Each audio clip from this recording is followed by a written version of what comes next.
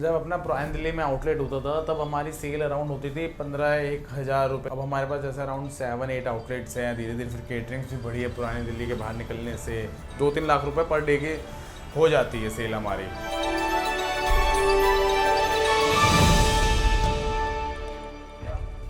अंबानीज और अमिताभ बच्चन की पार्टी से लेकर इनकी कुल्फी राष्ट्रपति भवन में भी सर्व की जाती है। पुरानी दिल्ली की ये दुकान हर रोज हजारों लोगों से भरी रहती है। 100 साल से पुरानी इस दुकान की कुल्फी का स्वाद आज भी बरकरार है और सिर्फ दिल्ली वाले ही इनके दीवाने नहीं बल्कि दुनिया भर से टूरिस्ट्स कई सालों से इनकी फ्रूट स्टफ्ड कुल्फी के लिए यहाँ आ रहे हैं। ये 2012 से खा रहा हूँ। बहुत साल से खा रहे हैं जी। मतलब इसका जो फ्लेवर है यूनिक है। 40 to 45 ईयर्स हो गई है। पहले डैडी खिलाते थे, अब उसके बाद अब खुद खाने लगे।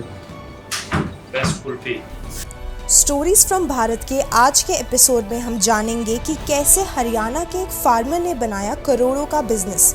क्या थी उनकी स्टोरी और कैसे पत्तों पर बिकने वाली कुल्फी पहुंची राष्ट्रपति भवन और अमेरिका तक।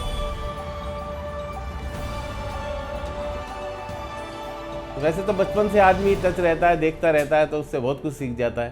पर फिर मेरे को 30-35 साल हो गए। कोरेमल कुल्फ़ी कुल्फ़ी होती है, कुल्फ़ी आइसक्रीम नहीं होती। कोरेमल कुल्फ़ी 1906 में दूध दही घी के काम स्टार्ट होते होते कुल्फ़ी का एक बड़ा रूप ले लिया है। हमारे दादाजी के अंकल माई राम जी दूध घी दही गांव से ला के बेचते थे। पहले शॉप क्या सिर के ऊपर लेके बेचना, हंडे के ऊपर लेके चलना, एक गली गली में काट के बेचना, फिर उससे बड़ा स्ट्रगल करने के बाद ये बना पाया है। हमारा गांव यहाँ से 60-70 किलोमीटर है। हमारे फादर और हमारे दादाजी पैदल आ जाते थे और पैदल चले जाते थे। 6 महीने काम करते थे दिल्ली में, कुल्फ़ी बनाते थे, गर्मी और सर्दी अपनी खेती बाड़ी करते थे। फिर जैसे डिमांड और मांग और इसकी आवश्यकता आविष्कार की जननी है तो कुछ नया बनता गया। फिर उनके बच्चे बड़े हुए, मोहनलाल जी, उन्होंने एंड स्टफ मैंगो ऑरेंज अनार वैरायटी ऑफ कुल्फ़ीज़ का बाज़ार लगा दिया। उसके बाद उनके बच्चे आए, अनिल सुनील मैंगो मनीष संजय, तो उन्होंने और भी वैरायटी बना दी। तो अब मैनी वैरायटी ऑफ कुल्फ़ीज़ का भंडार हो गया। रबड़ी, क्रीम फ्रूट, आम, अनार, चीकू, अंजीर, शरीफा, शरबत, लीची, केवड़ा, गुलकंद, पन्ना, सरदा, आम पापड़, मैंगो स्टफ, ऑरेंज, अनार, गुआवा और एप्पल। तो ऐसे शुरुआत हुई कूरेमल मोहनलाल कुल्फी की। लेकिन किरोड़ीमल से वो कूरेमल कैसे बने? कूरेमल कुल्फी नाम पड़ा था अपने परदादा जी से। परदादा जी का नाम था किरोड़ीमल जी। तो उनके नेबर्स और कलीग्स वगैरह दोस्त यार होते थे, वो उनको कूड़ेमल बुलाने लग गए थे क्योंकि वो अपना वहाँ पे पुरानी दिल्ली के अंदर जैसे फेमस थे वो कि है ना अपना हांडे को सर पे रख के कुल्फ़ी बेचा करते थे। वहीं पे काट कूट के खिलाया करते थे गलियों के अंदर, जब दुकान नहीं होया करती थी हमारी। तो तब से उनके दोस्त यार और नेबर्स वगैरह कूड़ेमल की कुल्फ़ी बुलाने लग गए थे। हम अपना जैसे दिल्ली में ही रहते थे, अपना दिल्ली में बॉर्न बॉटअप हुए, तो बचपन के अंदर अब हैं घर वाले जैसे लेके जाते थे रामलीला दिखाने के लिए। तो वो अपने होती थी यहाँ पे लाल किले में, सबसे पुराना रामलीला, उसमें हमारे स्टॉल भी लगता था जो हम अराउंड 70 सालों से कर रहे हैं। तब रामलीला जाना स्टार्ट किया हमने तो हमें पता लगा कि कुल्फ़ी की कितनी अहमियत है, कितनी डिमांड है हमारे कुल्फ़ी की। स्टॉल पे खड़े होके है ना कुल्फ़ी काटते हुए देखते थे, लोगों को खाते हुए देखते थे कि कैसे लोग है ना लग रखे हैं कि भैया एक अनार की दे दो, एक फालसे की दे दो, एक रबड़ी की दे दो। और हमें इतना आइडिया नहीं होता था, हम तो बस घर पे आती थी कुल्फ़ियाँ, तो हम वो खा के मज़े लेते थे। हमें थोड़े से बड़े हुए तो हम पीछे पड़ते थे कि पापा हम पैसे काटेंगे, तो हमें भी दे देते थे कि ये ले चल तू पकड़ ले, 50-100 रुपये पैसे काट ले, ध्यान से काटियो। और कुल्फ़ी गिल्लियों किसको कितनी खिलाई, क्योंकि लोगों को इतना शौक से खाते थे कि लोगों को याद नहीं होता उन्होंने कितनी कुल्फ़ी खाई है। 15 खाली 20 खाली 7-8 जने खड़े खड़े कम से कम ये लगा लो 20 से 25 कुल्फ़ियाँ खा जाते थे वो शौक में, क्योंकि वो पूरा साल भर का वेट करते थे कि रामलीला आएंगे और कुल्फ़ी खाएंगे। क्या आपको पता है इनके दुनिया भर में कितने दीवाने हैं? इंडिया की जो टॉप मोस्ट 10 पार्टीज़ हैं उनमें 5 पार्टीज़ में हम कर चुके हैं। जय लक्ष्मी मित्तल, अमिताभ बच्चन, अंबानीज, सोनम कपूर की शादी में अक्षय कुमार, राहुल गांधी जी बड़े शौकीन है इस कुल्फ़ी के, तो वो भी मंगा के उन्होंने कई बार घर पे मंगा के खाई है कुल्फ़ी। तो ऐसे करके काफ़ी सेलिब्रिटीज़ के पास जाने लगी, उनके घर पे जाने लगी कुल्फ़ी। लाइक अभी रिसेंटली जैसे हमारी केटरिंग थी सोनू सूद सर के सेट पे, तो वहाँ पे जैकलिन मैम भी आए थे और सोनू सूद सर भी थे। तो उनको जब स्टफ़ कुल्फ़ी खिलाई तो उनको बड़ा अच्छा लगा। उन्होंने 1-2 बार एक्स्ट्रा लिया कि नहीं यार ये तो बड़ा अमेजिंग है कि मसाले के साथ ऑरेंज मिल रहा है, वो भी ऑरेंज के अंदर स्टफिंग हो रखी है अपना ऑरेंज पल्प की कुल्फ़ी की। तो उनको बड़ा अच्छा लगा था ये। और सोनू सर तो ऐसे थे कि यार उनको इतना पसंद आया कि उन्होंने कहा पूरे नेक्स्ट डे पूरे स्टाफ के लिए सबके लिए लेके आना, और सबको उन्होंने खिलाई, पूरे क्रू को खिलाई और बहुत अप्रिशिएट किया कि that you are really doing well and it's really amazing.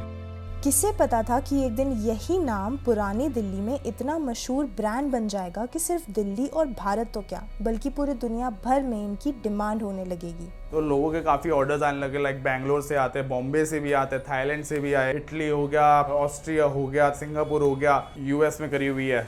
यहाँ पे कुल्फ़ी की केटरिंग बढ़ने लगी। तो है ना अपना ग्रेजुएशन करी, CS करी, LLB करी, उसके बाद 2 साल अपना जॉब करी। तो जॉब में जब मैं था तो धीरे धीरे मेरे ऑफिस वालों को पता लगा कि हमारा बिज़नेस क्या है। तो लोगों ने कहा यार तू पागल है, तो अपना बिज़नेस को टाइम दे, चाहे 2% दे, 3% दे, पर उसके अंदर करेगा तो उसके अंदर तेरे बिज़नेस को हेल्प मिलेगी। तो है ना फिर घर वालों को कन्विंस किया कि यार पापा बिज़नेस करना है, अपना एक शॉप खोलनी है बाहर। तो हमने खोली 2018 के अंदर पहली शॉप बंगाली मार्केट के अंदर। और टचवुड कस्टमर्स के रिव्यूज़ पढ़े तो काफ़ी अच्छे रिव्यूज़ आने लग गए। तो फिर धीरे धीरे एक्सपेंड किया तो हौज खास के लिए, पर था कि यार अकेले करना मुश्किल है। तो पुराने दिल्ली वालों ने जैसे पापा चाचा ने अप्रूव कर दिया कि ठीक है तेरे को लग रहा है कि बिज़नेस अच्छा चल रहा है तो बहुत सही है, तो एक और शॉप कर लो, खोल लो। फिर अब है ना चाहिए था कि साथ में फिर मैंने कन्विंस किया छोटे भाई को। हिमांशु अपना जॉब करा था बेंगलोर में, तो हिमांशु को कन्विंस किया तो भाई एग्री हुआ और हमने फिर सेकंड आउटलेट ओपन करा हौज खास में। अब हमें था कि यार अब एक और आउटलेट ओपन कर लिए, 2 आउटलेट, अब चाहिए सपोर्ट एक और। तो हमने बड़े भाई थे वो अपना बिजनेस कर रहे थे सोलर पैनल का और लाइट का, अपना बेंगलोर के अंदर फैक्ट्री थी। तो अब उसको सोचा कि क्या बोलूँ, कैसे उसको कन्विंस करूँ बिज़नेस के लिए। फिर हमने कहा यार तू ऐसा कर, उसको पार्ट साइड बिजनेस रख, ये हमारा फैमिली बिजनेस है, इसको कोर बिजनेस रख। फिर हमने ऐसे 2 आउटलेट और जगह ओपन करे, पश्चिम विहार और अपना CP। तो ऐसे करके आज के टाइम में हमारे पास अराउंड हो गए 7-8 आउटलेट्स हो गए। अब रिसेंटली हम कर रहे हैं ओपन अपना ओमेक्स के अंदर चांद चौक, अब वो रिसेंटली वो ओपन कर रहे हैं हम अभी। ऐसे करते करते अब हम तीनों भाई ये बिज़नेस पूरा का पूरा संभाल रहे हैं। फिर अब हमने धीरे धीरे केटरिंग्स को लेके आए कि केटरिंग्स को कैसे एनरिच करा जाए। अब पापा चाचा अपना केटरिंग के अंदर सारा डील करते थे और हम सारे आउटलेट्स में डील करते थे, पर हमें और केटरिंग्स इंक्रीज़ करनी थी। तो हमें शॉप से ही फ़ायदा होने लगा कि जैसे जैसे आउटलेट्स ओपन हुए तो वहीं पे ही हमारा केटरिंग के ऑर्डर्स आने लग गए। फूड बिजनेस के अंदर 2 चीज़ बड़ी मेन है कि आपको करना है ना, तो बहुत दूर से देखने में बड़ा इजी लगता है, पर बहुत टेक्निकल चीज़ है ये कि है ना आपके हिम्मत आप हार भी सकते हो कि आपने ओपन कर लिया, आप सोचो कि मेरे कल से कमाई चालू हो जाएगी, ऐसा नहीं होता। इसमें सबसे मेन चीज़ होती है पेशेंस, कि आपको कम से कम 6 महीने साल और पेशेंस चाहिए आपको कि रुक के चलना है, आराम से चलना है। ये नहीं कि आप सोचो मैंने आज खोला और मेरा कल से सेल होनी स्टार्ट हो जाए, पर आपको सेल का भी मायने रखनी नहीं चाहिए।